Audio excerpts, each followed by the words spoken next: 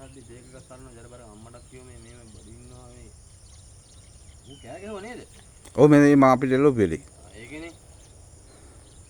ඒ කෑ ගහන තමයි මම එවිල ඉරත් නම් බැස්සා. මේකෙන් තමයි තනියලි ආවේ. ඇවිල්ලා ඉතින් මේ බම්ම මෙසේරම කඩාගෙන මේ පැත්තට ගියා මං කාමරේ නිදාගෙන ඉන්නකොට. මෙයාටවත් කඩලා මේ වැරු කඩලා මේ වහලෙත් නැලා. ඉතින් මේ මෙහෙම මෙතනින් ඇවිල්ලා මෙතනින් පැන්නා. අර තියෙන තන අඩිපාර. ඔය තියෙන අඩිපාර ඇතුළට. ඊට පස්සේ කෑ ගැහුවා ඇතුළේ නම් මං. ඊට පස්සේ කෑ ගැහුවා තමයි මුල ටිකක් කළා කෑ ගැහුවා තමයි මූ ආපහු මෙතනින් එළියට පැනලා රවුමෙන් මෙහෙම ගියා.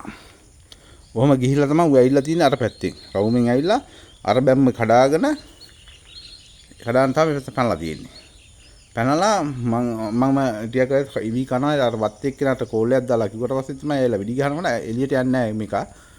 ඊට පස්සේ මම යන්නේ පැනලා හක්කලා ඇවිල්ලා මෙතනින් බැලුවා. මෙතනින් බලනකොට මේ මෙතන වී තියෙන්නේ ඔතන හිටියේ. ඇතුලේ. ඊට පස්සේ පිටිපස්සෙන් දුවන ගියා. දුවන ගිහිල්ලා මේ ගෙට ගිහිල්ලා අලි වෙඩි ගන්න යනකොට ෆෝන් එක තරන් ගියේ. ඊට පස්සේ මූට සැකේ කුයිල වැටිලා මූ එළවුවා මට. අපෝ හැටිලා. ඊට පැනලා දිව්වා අපෝ ගේ අර ගේ ගාවට ගිහිල්ලා. ඉතින් දැන් මේකල මේ කරකලා මේ බැම්මේ මේකේ මේ බීම් එකේ ඇතිල්ලිගෙන ගියේ. මෙතන ඇතුළට එන්නත් බෑ මේකේ මේ. මඩ පාරක් තියෙනවා මෙතන මේ. ඕ මඩ පාර ඔය. ඔය කොන්ද ඇතිලිච්ච පාර. ඒකත් උසයි මට අල්ලන්න බැරි සයිස් ප්‍රමාණයට ඔය. එහෙම ගිහිල්ලා මේකලා මෙතන කළා මට එළවුවා. මෙදින් එළවලා පස්පාර අඩියට එළවලා අනිත් එක්කනට අර වත් එක්කනට එළවුවා මෙහෙම ආයෙ මෙතන මෙහෙම. මම එළවලා ආයෙ ආවා.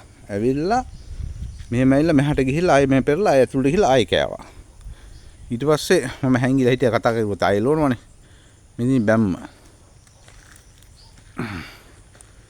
මෙදින් බැම්ම සම්පූර්ණ ගිහිල්ලා මේ ආයෙ පිපුරු මෙදින් පිපුරු මෙදින් ෂේරම බැම්මෙන් ගිහිල්ලා තියෙන සම්පූර්ණම ගිහිල්ලා ගියා. හැබැයි ග්‍රාම නිලධාරි මහත්තයාට කතා කරලා කිව්වා 6:25 වෙලාව. කතා කරලා කිව්වට පස්සේ මේ වැඩක් තියෙනවා කරලා එන්නම් කිව්වා. ඊට පස්සේ යානම් ආවා. වනජීවියෙකුට කතා කරලා පුත්තලම කාර්යාලයට එන්නම් කියලා කිව්වා. හන්දෑව එන්නම් කිව්වා. තාම නැහැ දැන් 6ත් කිට් වෙන්න ආවා. දැන් මේ තක්සේරු වාර්තා කරන නිලධාරියට ගේ නම්බරෙත් අරගෙන ග්‍රාම නිලධාරි මහත්මයා දුන්නේ. එයාට කතා කරලා කිව්වා. හැබැයි තාම ආවේ නැහැ. තක්සේරු වාර්තාව ගන්න මම කස් කරන්න විදිහ නැහැ. දොර අරගත්ත බොහොම මාරින් ගල් ටික අයින් කරලා. ඉතින් රජයේ නිලධාරී වැඩ කරන විදිහ ඕකයි. ඉතින් කියන්න කනගාටුයි ඉතින්. මේක අදාළ බලධාරියෙකුට පෙනෙන්න ඕන මේක. දැන් මෙයාගේ අසාධාරණකම් වෙන්න නොවෙන්න වැඩ වග බලා ගන්නවා. ඉතින් මේ බාලු ඒක මේ අලින්ට කරන්ට් එක අදින්න වෙනවා අපිට. නැත්තම් ඉතින් ඒ අලිරු කරන්ට් දාන ඊට පස්සේ මිනිස්සු හිරේ දානවා. මේ තනියලියා කියන්නේ ඉතල නෑ. හැබැයි තාතාගේ බඩ දිහාට වෙඩි වෙලා දිනා ලේ පාර වයි ගිහිල්ලා තෙත් තෙලක් තිබ්බ බඩ පැත්ත. ඉතින් ඒ තාතාට වෙඩි තියෙන හින්දානේ තාතා මේ ඔච්චර වෛර මිනිසුත් එක්ක. එහෙන් බැලලා හැටි ගියා. ඉතින් මේ පෙරලගෙන එහෙම ගියා. ඉතින් බලමු. මේක දැන් මේ කට්ටියට කාටවත් බලන්න අදාළ බලදාන්න පේන්නත් එක්ක. වනජීවිකේ ක්‍රියාශීලීත්වය පෙන්වන්නත් එක තමයි. තාම නෑ ඇති උදේ ඉඳලා. ඉතින් 8යි කාලේ ඉඳලා කතා කරලා කියනකොට තාම ඉතින් ආවේ නෑ වනජීවි නිලධාරි කිසි කෙනෙක්. රෑ 12 විතර මේ තක්සේරු වාර්තාව ගන්න. බලමු. දැන් ඉර බහැලන් තියෙන්නේ. ඉර බැස්සට පස්සේ තක්සේරු වාර්තාව ගන්න පුළුවන්ද මේවා පේනවද කියලා හොයාගන්න පුළුවන්ද කියලා තේරෙන්නේ නෑ ඉතින්. ඉතින් මේ උදේ නම් ඉතින් හොඳට පේනවා මේ වී එක කාපේක. මේ දොරට ගහලා දොර ඇරිනා දොර මේ අතේ හොඬ වැදිච්ච පාර. දොර ගහලා ඊට පස්සේ ගහපු පාර දොරත් එක්ක හොඬ වැදිනවා. එතන මෙතන තිබ්බේ වීවුරේ අරගත්තේ. අරන් කාලා තියෙන්නේ. මේ අනිත් වී ටික.